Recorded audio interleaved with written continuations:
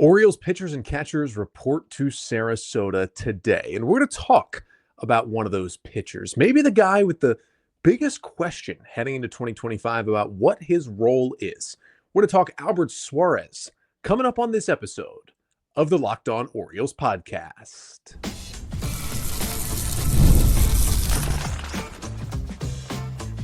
You are Locked On Orioles, your daily Baltimore Orioles podcast. Part of the Locked On Podcast Network, your team every day. Hey there, Orioles fans. Today is Wednesday, February 12th, 2025, and welcome back into the Locked On Orioles podcast, part of the Locked On Podcast Network, your team every day. As always, I'm your host, Connor Newcomb. And coming up on today's episode, we're going to continue our Orioles 2024 player season review series. We've only got a few players to get to left on that list. As pitchers and catchers are reporting today, we are still talking about what guys did in their 2024 season, but also what the outlook is for 2025. And today, it's an interesting question about the outlook for Albert Suárez, because the Orioles signed him out of Korea and Japan, and he broke out onto the scene last year to be a huge piece of this Orioles pitching staff. But if you look under the hood, not everything was so amazing. And when you look at the roster heading into this year, there's certainly some questions about how Suárez fits in. So we'll get to all of those coming up on this episode of the Locked On Orioles podcast. Now, I do want to say before we jump into the Albert Suárez talk that just thank everyone for tuning in throughout the offseason. I guess today could technically count as back to quote-unquote in-season mode. We are back to 5 episodes per week starting this week after going 3 per week in the offseason. So thank you to everyone who joined us there. Make sure to like, comment, and subscribe to the Locked On Orioles YouTube channel. Subscribe wherever you listen, Apple, Spotify, wherever it may be. Leave a 5-star rating and a review over there.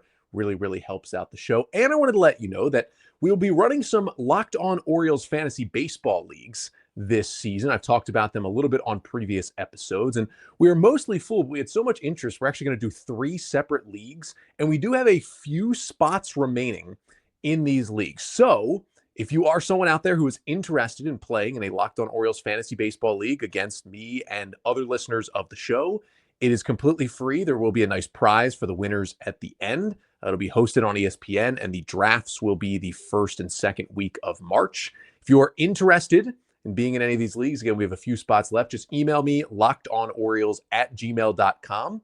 And the first couple of people to email can get those last few spots in the fantasy baseball league. That is going to be a whole lot of fun. Thank you to everyone so far who has reached out and joined the league. But let's talk Albert Suárez. Season review for him for 2024, kind of bursting onto the scene almost out of nowhere for the Orioles last season. Let's start with what went right for Albert Suárez in 2024. Well, I think the biggest thing from his perspective, what went right, is that he finally made it back to Major League Baseball. This is a guy who first debuted with the San Francisco Giants back in 2016. He was 26 years old, kind of a swingman, started some games, relieved some games, 84 innings in the big leagues, 4.29 ERA. He was like, all right, that's a solid first big league season. You can build on that. Then he came back in 2017, was only a reliever, started to struggle a little bit more, pitched only about 31 innings in 2017 with the Giants, and then went to AAA and spent a year or so in AAA. And kind of that was about it for him in the U.S. He went to Japan. He pitched in NPB for 2 years. Then he went to Korea, pitched in the KBO in 2022 and 2023, and put up some really good numbers. 2022 in KBO, 29 starts, he had a 2.49 ERA. Wasn't as good the next year, 19 starts at a 3.92 ERA, and suffered an injury late in the season. And with the roster rules in the KBO, you can only have 3 foreign players. That's 3 players who are not from South Korea on your team. And when a foreign player gets hurt or is struggling at all, KBO teams are kind of forced to just cut them loose, because when you only have 3 foreign players, and a lot of times a lot of your production can come from those foreign players, especially on the pitching side, you don't want to be wasting one of those foreign player spots on an injured player, an underperforming player. So as soon as Suárez started to slip a bit and got injured in the second half of that 2023 season, I believe it was the Samsung Lions, his KBO team, just cut him loose because they were like, even though we think you still could be good if you come back, we can't hold this roster spot for you for this long when we are in a playoff race. So the Samsung Lions released him in August of 2023, had a bit of a lower body injury. And then the Orioles signed him to a minor league deal. That was back on September 15th of 2023. They signed him to a minor league deal. And although it was still technically the 2023 season, AAA was basically over at that point. So it's not like Suárez reported to Norfolk and started pitching for the Tides. Like all the minor league seasons were over. So that minor league deal basically counted for the 2024 season as well. But what the Orioles did do with Suárez when they signed him in September of 23 is they sent him to Sarasota, and he started working with the Orioles pitching staff down in Sarasota to kind of see what they had with him after bringing him in. He became a non-roster invitee, came to big league camp in 2024, really impressed in that game against the Phillies when he started and struck out 7 or 8 batters in 3 scoreless innings. Everyone was like, whoa, who is this guy, Albert Suárez? And it was against like most of the Phillies regulars in their starting lineup. And he briefly burst onto the national scene with that start. But there wasn't space for Suárez. He was also out of options, which didn't make it impossible at the beginning because he wasn't on the 40-man roster. But the Orioles did not put him on the opening day roster. He went to AAA. He looked solid. And then the O's needed a starter. Tyler Wells went on the injured list on April 16th with that elbow injury that eventually caused him to get the internal brace surgery and be out for the remainder of the season. And the very next day, the Orioles needed a starting pitcher to replace Tyler Wells, and they called up Albert Suárez. And they thought, hey, maybe this will be a spot start. Maybe we'll use you for a couple of starts, and then we could get Wells back. They weren't quite sure. But Suárez came out there against the Twins that day, 5 2/3 scoreless innings in that spot start against Minnesota. Orioles won that game and swept that series at home against the Twins. And everyone was like, I don't know if this is going to last, but they've got something at least in the short term here. And it was very exciting to see what he did on that day. And then it just kind of continued, because another thing that went right for Suárez is he was willing to take on any role the Orioles handed to him. Now, he was initially in that rotation with Wells out. He came up and made 3 starts in the rotation in place of Tyler Wells and was pretty outstanding. 15 1/3 innings, 4 earned runs, 2.35 ERA in those 3 starts with 15 strikeouts to only 3 walks. And you were like, this is a fantastic replacement for Tyler Wells. It kind of looked like exactly what Tyler Wells is usually giving you, like giving you 5 to 6 innings and not walking guys. That's what you get from Tyler Wells, and that's what you were getting from Albert Suárez. But then the Orioles got some reinforcements. First week of May, both John Means and Kyle Bradish both came off the injured list. Both had started the year on the IL when some things had popped up in spring training. But both of those guys, who were clearly going to be 2 of the 5 set pieces in their rotation, returned. And the Orioles said, all right, we have kind of filled that Tyler Wells spot plus another. We don't really need Albert Suárez in the rotation. But at that point, you could tell the Orioles saw there was something there in Suárez. And now that he was on the 40-man roster, he was out of options. So he couldn't just be sent back down to AAA without them putting him on waivers. And they knew with what he had done, another team was going to claim him and they were going to lose him for nothing. So they said, hey, Albert, we're going to throw you in the bullpen for now because we like you, but we cannot lose you to another team for nothing. So they tossed him in the bullpen, and he pitched well there too. He made 7 consecutive relief appearances, threw 10 innings out of the pen, and allowed 1 earned run with 6 strikeouts to 3 walks. That included some long relief, that included some middle relief, and even one game that the Orioles won at Nats Park against the Nationals, he pitched in the 10th and 11th innings in high leverage and extras, and the Orioles got the win. So they used him in basically every role over those 7 appearances. And then they needed him in the rotation again. A little bit later in May, both John Means and Dean Kramer went on the injured list in a short span. So it was like, all right, Albert Suárez back to the rotation. Now, he wasn't as good in that next stretch. He spent 11 starts in the rotation. So it's a good chunk of time, a few months there back in the rotation. And it was a 4.53 ERA over those 11 starts. He was not nearly as good as he was in the beginning, but he was at least keeping the Orioles in games when he was out there and was good enough to be a number 5 starter. And then it got them all the way until late July, when the Orioles, knowing that, okay, John Means was done and Kyle Bradish was now injured again, and they were having some questions about Grayson Rodriguez and Dean Kramer, they needed to reinforce that rotation at the deadline, and they did just that. The Orioles acquired Zach Eflin and Trevor Rogers, both via trade, both of them immediately slotted into the big league rotation. And once again, Grayson was healthy, Dean Kramer was healthy again, and of course they had Corbin Burns. there was no longer a need in the rotation for Suárez. But once again, they did not want to lose him for nothing. So they threw him back into the bullpen. He made one relief appearance on August 1st.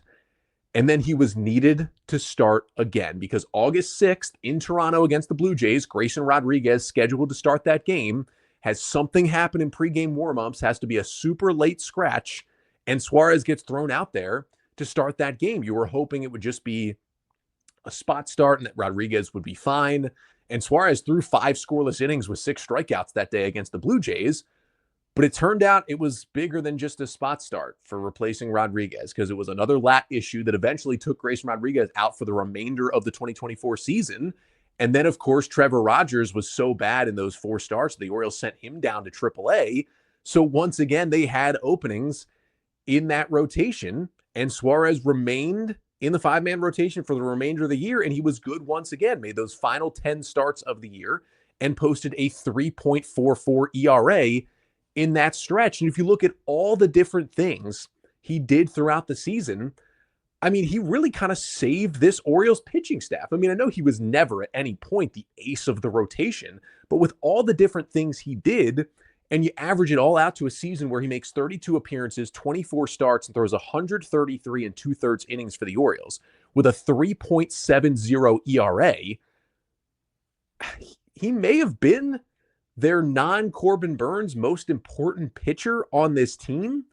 You know, it was not the most incredible numbers, 19% K rate, 7.5% walk rate. It was a 4.24 FIP to go along with that ERA, but he was good and getting outs and helping the Orioles win games.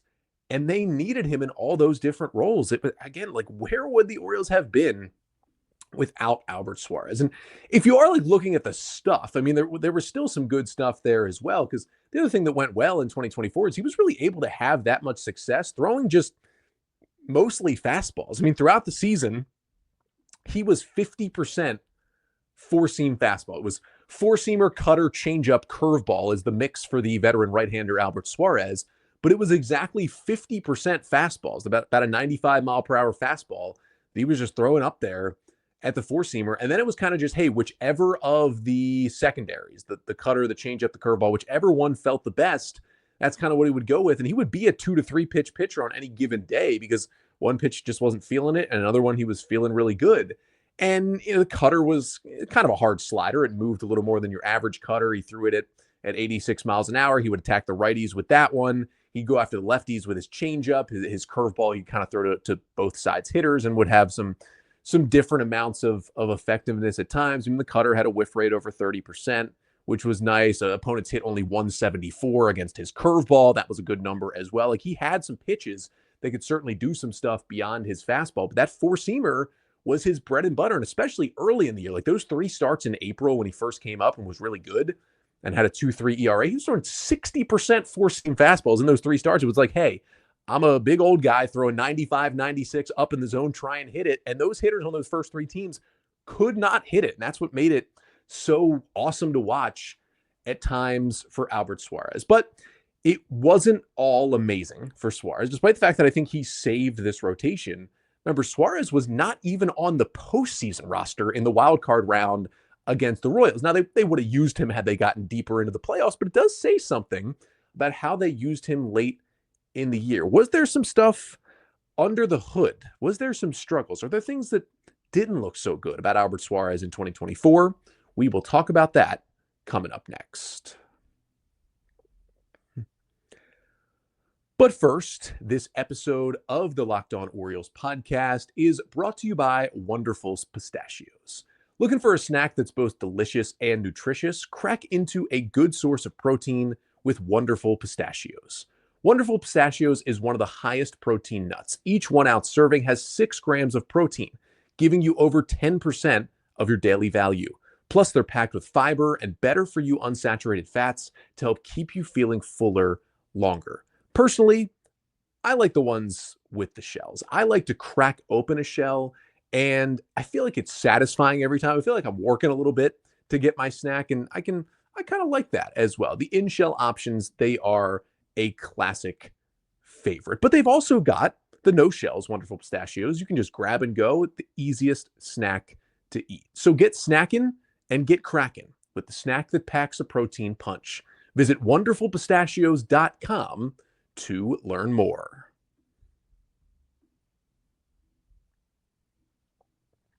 So we are talking about Albert Suárez and his 2024 season with the Orioles. We dove into what went well for Suárez. Now let's talk about what went wrong for him. And really the first thing is that he was not on the wild card roster for the Orioles in the postseason. Now Suárez was scheduled to pitch game 162 for the Orioles, the final game of the regular season. And it turned out that game did not mean anything. It was the final series of the year in Minnesota against the Twins. The Orioles earlier in the week had already clinched a playoff spot against the Yankees.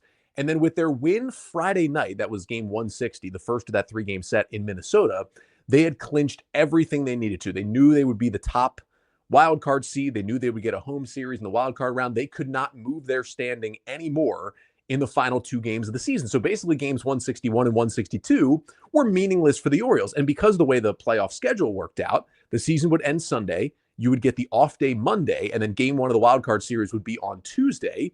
You wanted to rest some guys, especially some pitchers, so you had your best players ready on Tuesday to go against the Royals. And so on Saturday, the Orioles didn't go with one of their main starters. They had, what was it? I believe Matt Bowman started that game as kind of an opener. He pitched into the second inning, and then they called up Tucker Davidson, who had been good in AAA all year, but hadn't made his debut with the Orioles. He had a previous big league pitcher with the Royals and the Angels and the Braves, but they called up Davidson, and he was basically the follower in that game. He went like almost 5 innings in relief, and then the Orioles used a couple of relievers to get them some work at the end of the game, which they won. And when I was talking about this at the time, I figured the Orioles would do the exact same thing on Sunday in game 162. I thought, hey, they're going to rest Suárez. They're going to call somebody else up from AAA to go 5 or 6 innings and just, pitch some innings that they know they won't need that guy in the postseason. But instead, they still announced Suárez as the starter. At that point, I was like, okay, they probably aren't using Albert Suárez in game 1 or game 2 of a wild card series. That's Corbin Burnes and Zach Eflin. Maybe they would want him for game 3, but I thought, hey, it's Sunday. Game 3 is on Thursday. Maybe they'll give Suárez 2 innings of work as a start Sunday, then pull him out and still have him ready for the wild card series. Instead, that's not what they did at all. Suárez kept pitching and ended up throwing 6 innings, allowing 2 runs in that Sunday start against the Twins. They eventually pulled him and the Orioles won the game. But at that point, you knew Suárez was just not going to be available for the wild card series, and that's what the Orioles did. They left him off of that best of 3 wild card series roster, instead having, along with Eflin and Burnes, Dean Kramer and Cade Povich be the starting pitchers who made that team. Now, you could parse it out and say, hey, the Orioles were just saving Suárez for the ALDS because, you only need 3 starters in the wild card series, but you need 4 in the ALDS, so they were maybe saving him there. But the fact that they didn't even roster him as a 4th starter, and they chose Cade Povich instead, when they could have just scratched Suárez from that Sunday regular season meaningless game and thrown him there, shows them that they did have a little bit of concerns. And again, Burnes went game 1, Eflin went game 2. They pitched very well. The Orioles offense did nothing, and that's why there was no game 3. But if there was a game 3, it was going to be either Kramer or Povich starting that winner take all game against the Royals. The other one would have been available in relief. And then if the Orioles had won that, there would have been 1 day off or maybe no days off. Either way, they probably would have started Suárez in game 1 of an ALDS against the Yankees. So they still would have used him in the postseason, but it's interesting that it's all hands on deck to keep your season alive. And a guy who had pitched in relief and pitched in relief well during the season was not put on the roster. Now, some of it may have been because of some struggles in September. Now, Suárez was starting to fumble a little bit. He had a 7.94 ERA in July, but he followed up with a 1.97 ERA in August and was looking great. Then September went downhill. He made 5 starts for the Orioles in September.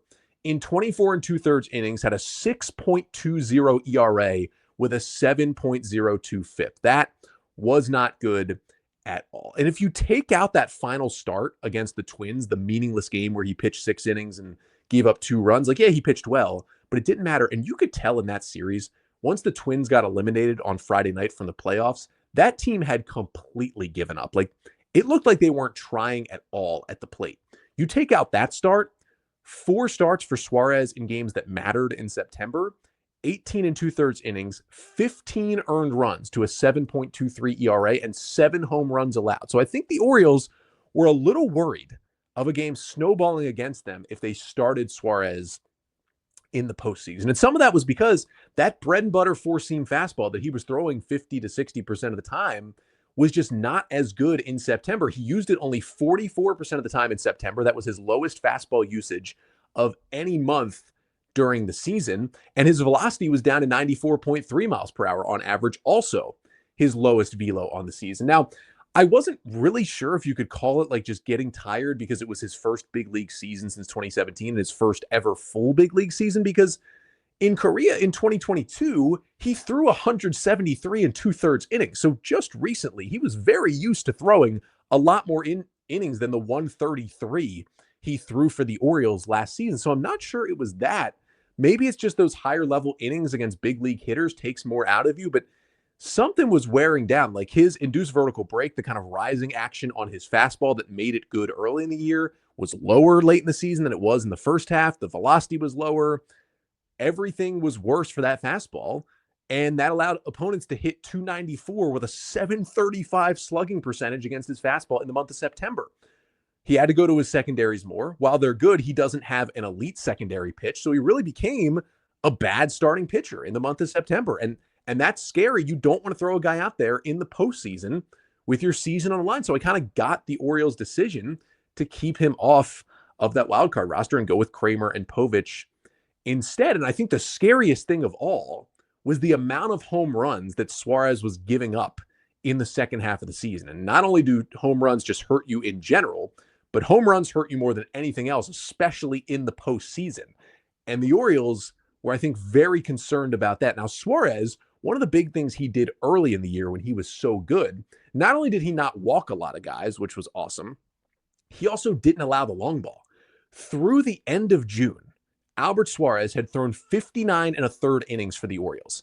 He had allowed only 2 home runs total in that entire stretch in the first 3 months of the season.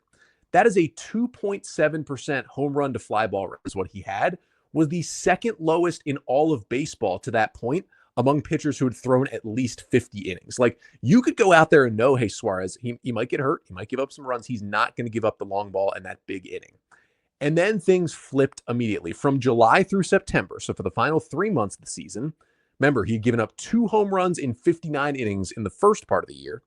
He gave up 15 home runs in 74 and a third innings in the final 3 months. That 2.7% home run to fly ball rate jumped to 15.5%, which went from the second lowest in the league to the 13th highest in baseball among guys who threw at least 60 innings from July through September. So all of a sudden he went from a guy who could keep the ball in the ballpark no matter what to a guy who at any time could allow a crushing home run. An 11% home run to fly ball rate is pretty average around the league. Again, he went from about 3% to almost 16%, just switching halves of the season. And in September, 23.1% home run to fly ball rate, more than double the league average.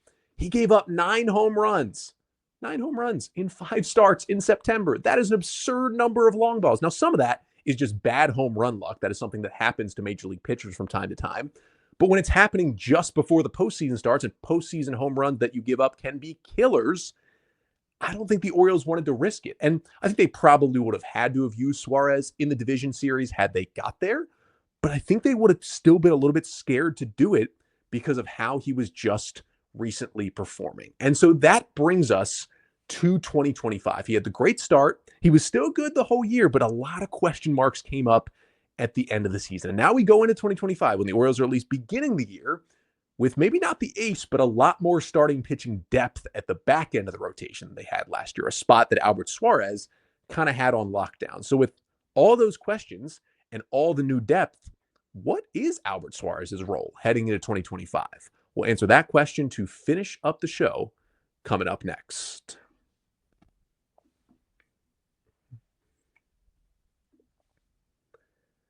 So the big question for Albert Suárez heading into this 2025 season is, what's his role on this ball club? I mean, you're looking at right now with the Orioles at this time of recording here on February 12th, the morning of February 12th, they have not made the big trade to go and get an ace-type pitcher after losing Corbin Burns. So this rotation right now is Grayson Rodriguez, Zach Eflin, Charlie Morton, Dean Kramer, and Tomoyuki Sugano. That is your top five. You could argue if you think differently, and let me know here in the Locked On Orioles YouTube comments if you do think so, but I think I would put all five of those guys ahead of Albert Suárez right now. I do not think Suárez at the moment has a spot in the current five rotation. Now, if they were to do a six-man rotation to begin the year, which is possible, I think you could make the argument for Suárez. But even at that point, I think I would maybe give the number 6 spot to Cade Povich over Suárez right now. Like, I think I would put Suárez at number 7 in the pecking order. I'd put Povich at 6, Suárez at 7, and then probably Trevor Rogers, Chase McDermott, Brandon Young to round out the top 10 of starting pitching depth that the Orioles have right now. So for Suárez to get on the team on the opening day roster, it's going to have to be in a relief role. And it's nice that he did some of that, right? He pitched in 8 games in relief last year, pitched in all different roles. Most teams do need a long reliever, especially if you're only going with 5 starters. You're going to need a long reliever. And I think that is the spot for Albert Suárez right now. Now, you could argue, hey, shouldn't Cade Povich get that role? He was much better down the stretch last year. Povich had an amazing September. Suárez had a horrible one in 2024. Povich made the playoff roster. Suárez did not. But here's the other issue with Albert Suárez. He is out of options. And the Orioles went through that all of last year, refusing to put him on waivers.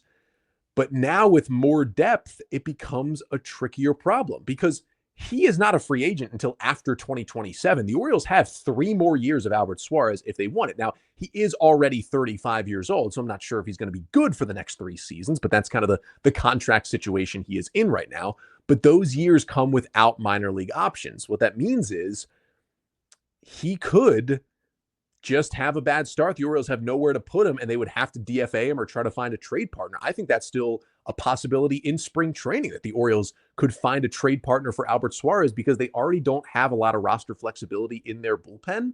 Suárez adds another guy without the ability to just send to AAA without passing him through waivers. And even with the question marks I just talked about, Suárez would absolutely get claimed by another team if the Orioles put him on waivers. They would lose him for nothing at that point. So that's why I think, because Povich has options, I do think with the roster set right now, if everyone's healthy, and we'll learn that probably not everyone's healthy tomorrow when Mike Elias speaks to the media, but right now, if everyone's healthy, I'd have Povich start the year in the AAA rotation, and Albert Suárez would be the long reliever, kind of the final guy to make the Orioles bullpen to begin the year. Now, if the Orioles do add an ace, and there's still time to do that, if they were to go get Dylan Cease, they would have a really tough situation with Suárez, because again, if everyone's healthy and the Orioles get an ace, Cease takes a rotation spot. I think you probably move Sugano to the bullpen for now, so it's Cease, Rodriguez, Eflin, Morton, and Kramer. Then you already have kind of your veteran long guy there. I don't know if you want to have 2 of those with Albert Suárez as well. It would make it a really, really tough decision. And now, obviously, you're going to take Dylan Cease over Albert Suárez, but a tough decision will be coming up at that point for the Orioles. Now, you always need more than 5 starters. And depending on timing, Suárez, if somebody gets hurt early in the year, Suárez could be that long reliever and could be the first guy they call on to make a spot start and join the Orioles in the rotation in April, just like he did in 2024. You could always need him for that. But Cade Povich is sitting in AAA and certainly has a higher upside. And I still think they think Trevor Rogers and Chase McDermott eventually have higher upsides for the Orioles rotation even this year than Suárez does. So it's a really intriguing thing. And the question just comes to, like, can he repeat what he did in 2024? Because again, I mentioned he had a 3.70 ERA, but a 4.24 FIP and a 4.53 xFIP. What those numbers tell you is he's probably due for some regression this season. And again, nothing really stands out on his Baseball Savant page. There's nothing above the 70th percentile. He's got good fastball velocity, limits barrels, has good extension down the mound, but otherwise he's pretty much below average in most categories. Now, his pitches separately seemingly work together, and he's got a good arsenal that helps him out, but the stuff is not super electric either. Among the 96 pitchers in Major League Baseball who threw at least 130 big league innings last year, remember Suárez threw 133 and 2/3, so do the cutoff at 130 innings. Only 6 pitchers in the majors, so this is mostly, well, it's all going to be starters, who threw at least 130 innings, had a worse stuff plus metric overall than Albert Suárez. Remember, stuff plus, on Fangraphs and other places. Basically takes a look at the movement and shape of your pitches and grades them out just by that. Doesn't take into account how well you command them or how well the results are. It's just the pure stuff of the pitch. Albert Suárez's total stuff plus that combines all of his pitches together in one number is 88. Remember, league average is right around 100. Suárez is 88. Only 6 pitchers had a worse stuff plus last year who threw at least 130 innings. Here are those pitchers. Kyle Hendricks, the right-hander who at this point basically throws 85 and was signed to a 1-year, $2 million deal with the Angels. That was the best deal he could get this offseason.